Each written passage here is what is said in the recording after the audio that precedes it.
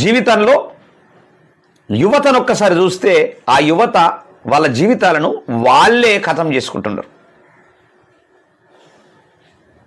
మరి ఆ యువత ఎటువైపు పోతున్నది జాగ్రత్త అని తెలియజేస్తూ ఉంది స్పెషల్ ఎడిషన్ టుడే స్పెషల్. ఓ యువత, దేశం నిన్ను పిలుస్తున్న వేళ నీవెందుకు నిశ్శబ్దంగా ఉండాలి?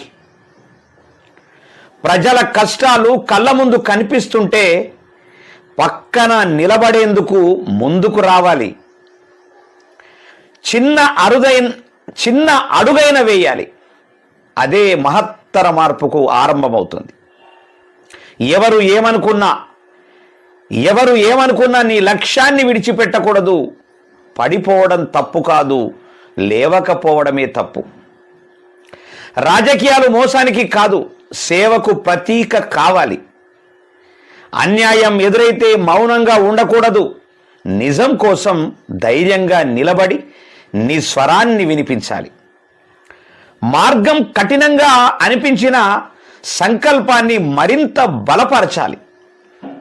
అవకాశం లభించకపోతే స్వయంగా దానిని సృష్టించుకోవాలి. యువత నిద్రిస్తే సమాజం స్తబ్దంగా మారుతుంది. యువత నిద్రిస్తే సమాజం స్తబ్దంగా మారుతుంది.